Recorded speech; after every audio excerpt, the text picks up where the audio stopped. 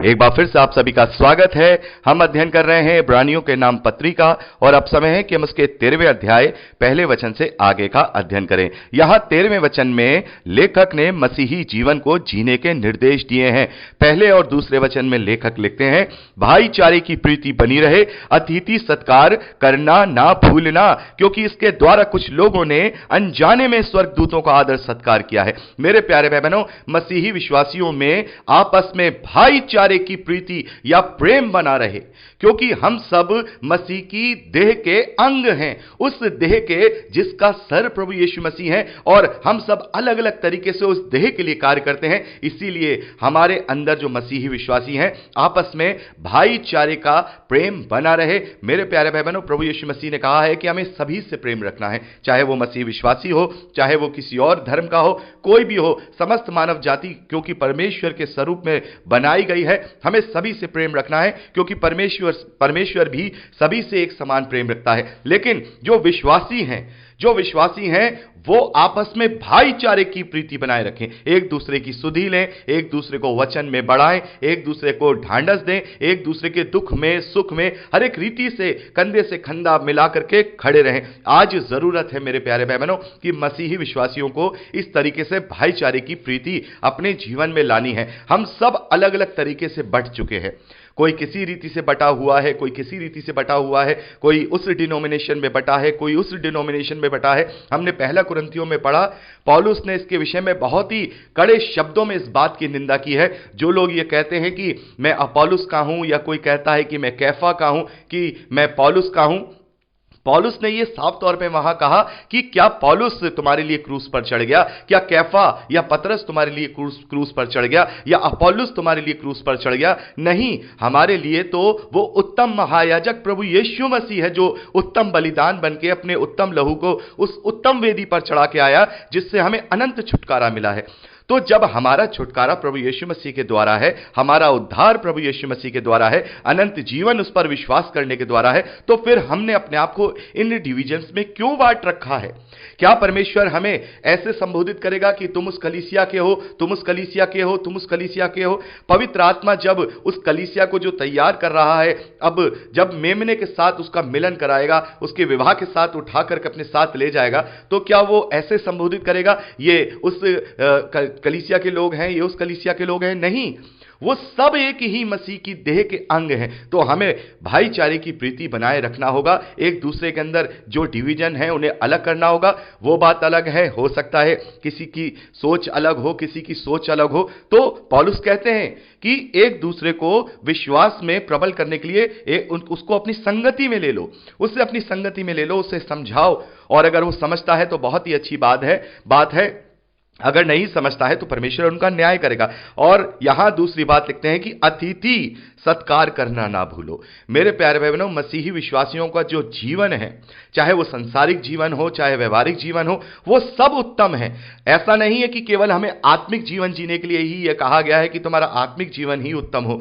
यदि हमारा संसारिक जीवन उत्तम नहीं होगा, हमारा संसारिक जीवन, हमारा संसारिक व्यवहार उत्तम नहीं होगा, तो फिर हम अपने आत्मिक व्यवहार को भी, आत्मिक जीवन को भी उत्तम नहीं कर पाएंगे। तो यहां पर लेखक कह रहे हैं कि अतिथि सत्कार कभी करना ना भूलना। यदि तुम्हारे घर में कोई आए तो उसका तुम सत्कार करना। और यहां पर उदाहरण जो दे रहे हैं, ये लेखक कहते हैं कि कुछ लोगों ने अनजाने में स्वर्गदूतों का आदर सत्कार किया है। मेरे प्यारे भाई बहनों, जब हम उत्पत्ति की पुस्तक में पढ़ते हैं तो बहुत सारी जगहों पे हम देखते हैं कि जो इब्राहिम हैं, लूत हैं, उन्होंने उन स्वर्गदूतों का आदर सत्कार किया है। 18वें वचन में हम देखते हैं कि 3 पुरुषों के रूप में स्वर्गदूतों ने आकर के इब्राहिम को दर्शन दिया। परमेश्वर ने वहां पर इस प्रकार से वहां इब्राहिम को दर्शन दिया, और इब्राहिम ने उनकी आओ भगत की, उनकी सेवा टहल की, उनका आदर किया, उनका सत्कार किया। और हम देखते हैं न्यायियों की पुस्तक में भी देखते हैं, गिदोन के विषय में देखते हैं, मनूह के विषय में देखते हैं, उन सब ने उनका आदर सत्कार किया है। तो अतिथि को इस तरीके से हमें लेना चाहिए कि उसका जो परिणाम है, उसका जो प्रतिफल है, वो दूरगामी परिणाम और दूरगामी प्रतिफल है। जैसा कि हम मत्ती के सुसमाचार उसके 25वें अध्याय में पढ़ते हैं, वहां पर प्रभु यीशु मसीह कहते हैं कि जब मनुष्य का पुत्र अपनी महिमा में आएगा तो न्याय के सिंहासन पे बैठेगा, और भेड़ों को दाईं तरफ और बकरियों को बाईं तरफ कर देगा। तो वहां पर बहुत सारी बातें प्रभु यीशु मसीह कहते हैं कि जब मैं भूखा था तुमने मुझे खाना खिलाया, जब मैं प्यासा था तुमने मुझे पानी पिलाया। ये सारी बातें आप पढ़ चुके हैं मत्ती के सुसमाचार में। तब प्रभु यीशु मसीह 40वें वचन में और 45वें वचन में कहते हैं कि जो मेरे इन छोटे से छोटे भाइयों के साथ करता है वो मेरे साथ करता है। मेरे प्यारे भाई बहनों, यदि हम किसी के साथ करते हैं, कोई भी मनुष्य है, कोई भी मनुष्य हमारे घर आता है या जो हमारा जरूरतमंद है, यदि हम उसके साथ अच्छा व्यवहार करते हैं, यदि हम उसके साथ अच्छा अतिथि सत्कार करते हैं या उसके हम किसी काम आते हैं, तो वो हम उस मनुष्य के काम नहीं आ रहे हैं, वरन प्रभु यीशु मसीह कहते हैं कि वो तुम मेरे लिए कर रहे हो, तुम मेरे लिए कर रहे हो। उन छोटे से छोटे लोगों के लिए, उन छोटे से छोटे मेरे भाइयों के साथ तुम जो अच्छा व्यवहार करते हो वो मेरे साथ अच्छा व्यवहार करते हो। उनके साथ बुरा व्यवहार करते हो तो तुम मेरे साथ बुरा व्यवहार करते हो। तो यहां पर इसी बात को लेखक लिख रहे हैं कि किसी भी प्रकार से अपने व्यवहार को नीचा नहीं रखना है। अपने अंदर दीनता, अपने अंदर नम्रता, अपने अंदर अतिथि सत्कार, अपने अंदर ऐसा व्यवहार लेकर के आओ जो प्रभु यीशु मसीह का था। और यही बात जो पौलुस है उन्होंने भी कही कि तुम्हारा स्वभाव ऐसा हो जैसा प्रभु यीशु मसीह का स्वभाव था। तो यहां पर लेखक मसीही जीवन जीने के निर्देश दे रहे हैं कि जो मसीही विश्वासी हैं उनमें आपस में भाईचारे की प्रीति बनी रहे और अतिथि सत्कार करना वो ना भूलें। तीसरे वचन में लेखक लिखते हैं, कैदियों की ऐसी सुधि लो कि मानो उनके साथ तुम भी कैद हो, और जिनके साथ बुरा बर्ताव किया जाता है उनकी भी ये समझकर सुधि लिया करो कि हमारी भी देह है। मेरे प्यारे बहनों, जैसा कि आप जानते हैं कि जब ये पत्री लिखी जा रही थी बहुत ज्यादा उत्पीड़न और सताव किया जा रहा था और बहुत सारे जो मसीही विश्वासी जो प्रचारक थे, जो प्रेरित थे, उनको पकड़ के जेल में बंद कर दिया गया था। और अभी हम आगे 23वें वचन में पढ़ेंगे कि तुम्हें यह ज्ञात हो कि तीमुथियुस हमारा छोटा भाई छूट गया है और यदि वह शीघ्र आ गया तो मैं उसके साथ तुमसे भेंट करूंगा। तो वहां पर हम देखते हैं कि उनमें से केवल तीमुथियुस को ही छोड़ा गया है, यानी आजाद हुआ है या वो जेल से रिहा हुआ है। तो बहुत सारे जो लोग थे जो उस वक्त प्रचार करने वाले थे उन्हें जेल में बंद कर दिया गया था। और ये जो पत्री है, ये पत्री भी जो लेखक है वो इटली से लिख रहे हैं, यानी कि बहुत दूर, उनसे बहुत दूर जगह पर इटली से लिख रहे हैं, क्योंकि सब लोग तितर बितर हो गए थे। कुछ लोग उन सताव से पकड़े जाने की वजह से इधर हो गए, उधर हो गए। तो यहां पर हम देखते हैं कि उस वक्त जेल में लोग बंद हैं। और आज भी हम देखते हैं बहुत सारे मसीही विश्वासी जो प्रचारक हैं, इवेंजलिस्ट हैं या प्रभु के कार्यों में सेवा कर रहे हैं, उनका भी सताव हो रहा है, उनको भी जेल में बंद भी डाला जा रहा है, उनके साथ गलत व्यवहार भी किया जा रहा है। तो क्या हम उनकी सुधि ले रहे हैं? क्या हम उनके विषय में सोच रहे हैं अरे हमें क्या करना है? हम तो ये सोचते हैं ना हमें क्या करना है, लेकिन यहां पर वचन हमसे ये कहता है, लेखक ने पवित्र आत्मा की प्रेरणा से ये मुझे और आपको ये निर्देश दिया है कि उन कैदियों की, उन सताव किए गए लोगों की, उन उत्पादित लोगों की सुधि लिया करो, यह सोच करके कि जिनके साथ बुरा व्यवहार किया जा रहा है वो हमारी देह है। मेरे प्यारे भाई बहनों, यदि हम इस देह को अपने देह के विषय में देखें, हमारा जो ये शरीर है, हमारा एक हाथ है, दायां हाथ है, बायां हाथ है। यदि दाएं हाथ को तकलीफ होगी या इसको चोट लगेगी तो हमें तकलीफ होगी, बाएं हाथ को तकलीफ होगी तो भी हमें तकलीफ होगी। तो जितने भी मसीह देह के जो अंग हैं उनको जब तकलीफ होती है तो प्रभु को तकलीफ होती है, क्योंकि मसीह विश्वासियों की जो देह के जो अंग है उनका जो सिर है वो प्रभु यीशु मसीह है। तो यहां पर लेखक इसी बात को कह रहे हैं कि तुम उनकी सुधि लिया करो। तो मेरे प्यारे भाई बहनों, जरूरत है ऐसे लोग जो इस तरीके की सेवा में कार्य नहीं कर रहे हैं या अपने जिम्मेदारियों को पूरा कर रहे हैं, अपने फैमिली के साथ, अपने कारोबारों में, हर चीज में लगे हुए हैं।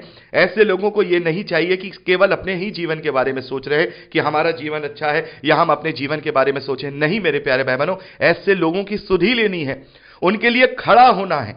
यहां पर हम देखते हैं कि यहां यही बात लेखक कह रहे हैं कि कैदियों की ऐसी सुधि लो कि मानो तुम उनके साथ कैद हो। जब कोई प्रचारक या कोई सेवक अगर उत्पादित किया जा रहा है तो ऐसा समझो कि वो आपके साथ किया जा रहा है, क्योंकि आप और वो अलग अलग नहीं है, वो एक ही देह के अलग अलग अंग हैं।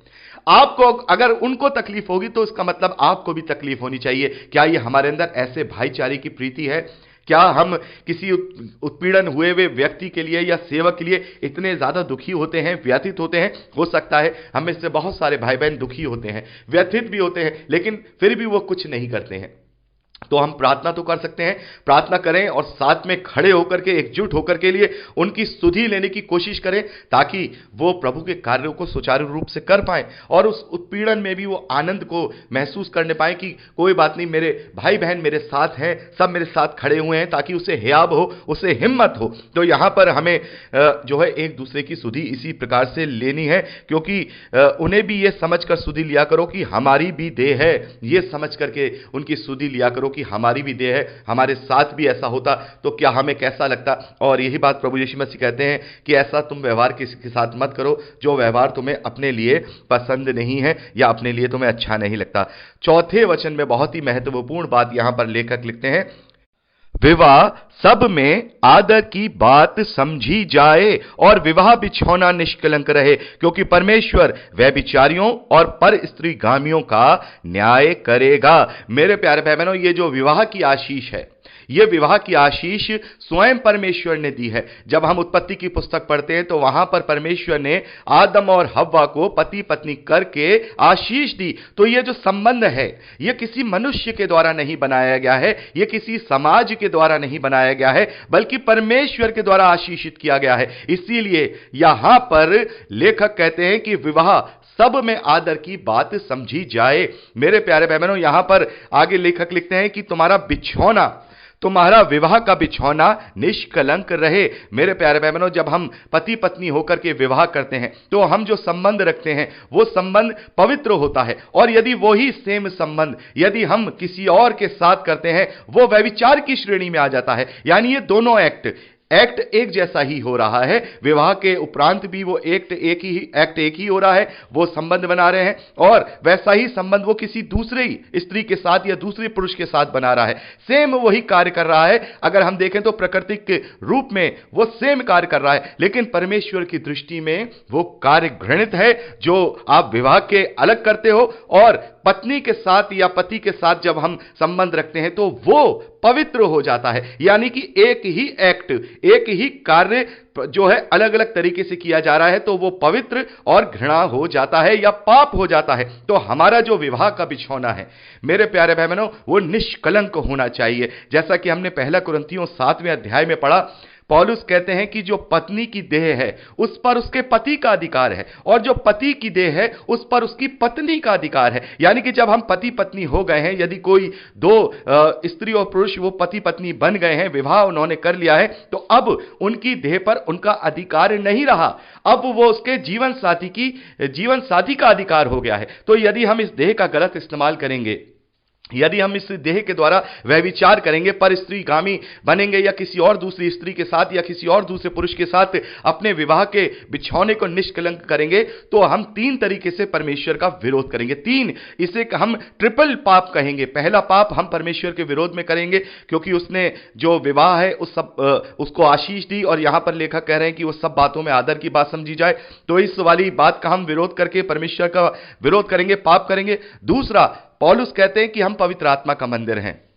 यदि हम पवित्र आत्मा को ग्रहण किए हुए अगर हम इस तरीके से गलत कार्य करेंगे तो हम फिर पवित्र आत्मा को शोकित करेंगे, यानी कि जो आत्मा हमारे अंदर वास करता है हम उससे भी शोकित करेंगे। और तीसरा, चूंकि अब हमारा शरीर हमारा नहीं, हमारे जीवन साथी का है, हमारी पत्नी या हमारे पति का है, यदि इस शरीर को दूसरे के साथ हम जो है इस तरीके से उसको गलत तरीके से कार्य करेंगे तो अब हम अपने जीवन साथी के विरोध में भी कार्य करेंगे। देखिए, प्रभु यीशु मसीह ने कहा कि व्यभिचार को छोड़ तुम अपनी पत्नी को किसी और भी कारण से तलाक नहीं दे सकते हो। क्यों? क्योंकि हर बात में क्षमा कर सकता है परमेश्वर, क्योंकि परमेश्वर क्षमावंत है, वो हर एक बात में क्षमा कर सकता है। लेकिन जिस देह पर अब पत्नी का अधिकार है या जिस देह पर अब पति का अधिकार है, तो अब ये उसकी निजी अधिकार की श्रेणी में आता है। अब ये जो क्षमा वाली बात आ रही है वो केवल परमेश्वर के ही हाथ में नहीं, बल्कि अब उसके भी अधिकार के हाथ में है, जिसका अधिकार उस देह पे है। यानी कि हमारी पत्नी या हमारा पति यदि हम उसके विरोध में कार्य कर रहे हैं, व्यभिचार कर रहे हैं, तो परमेश्वर पवित्र आत्मा के विरोध में तो कार्य कर ही रहे हैं, लेकिन जिसका अधिकार है हम उसके विरोध में भी कार्य कर रहे हैं, तो उसके विरोध में भी हम अपराधी हो जाते हैं। तो इसीलिए प्रभु यीशु मसीह ने भी इस बात को बड़ा रखा है, बड़ा रखा है, इसको घृणित पाप बताया है, क्योंकि तीन तरीके से यहां पर पाप किया जा रहा है और इसको छोड़ बाकी जितनी भी बातें हैं इस धरती पर, उसके लिए प्रभु यीशु मसीह कहते हैं कि एक दूसरे को क्षमा कर दो। लेकिन व्यभिचार के विषय में भी, व्यभिचार के विषय में केवल प्रभु यीशु मसीह चुप है, और वहां पर उन्होंने यह नहीं कहा कि तुम व्यभिचार के लिए भी क्या करो, क्षमा कर दो और एक दूसरे को मत छोड़ो, क्योंकि यह घृणित पाप है। हमारा जो बिछौना है वो निष्कलंक होना चाहिए, क्योंकि आगे लिखा है, क्योंकि परमेश्वर व्यभिचारियों और परस्त्रीगामियों का न्याय करेगा। मेरे प्यारे भाई बहनों, जब हम प्रकाशित वाक्य उसका 21वां अध्याय उसके 8वें वचन को पढ़ते हैं तो वहां पर लिखा है, परंतु डरपोकों और अविश्वासियों और घिनौनों और हत्यारों और व्यभिचारियों, ध्यान रखिएगा यहां पर व्यभिचारियों और टोनों और मूर्ति पूजकों और सब झूठों का भाग उस झील में मिलेगा जो आग और गंधक से जलती रहती है। यह दूसरी मृत्यु है। तो मेरे प्यारे भाई बहनों, यहां पर लेखक कह रहे हैं कि हमें अपना जो विवाह का बिछौना है उसे निष्कलंक बनाए रखना है, क्योंकि यदि हमने ऐसा किया तो फिर हम ट्रिपल पाप करेंगे। एक कार्य को करके हम ट्रिपल पाप करेंगे और फिर ऐसे लोगों का न्याय किया जाएगा और उनका जो भाग होगा वो गंधक की झील होगा। तो मेरे प्यारे भाई बहनों, यहां पर हमने चौथे वचन तक का अध्ययन किया और 5वें वचन से आगे का अध्ययन हम अगली रिकॉर्डिंग में करेंगे। प्रभु आप सबको बहुत आयत की आशीष दे। Praise the Lord.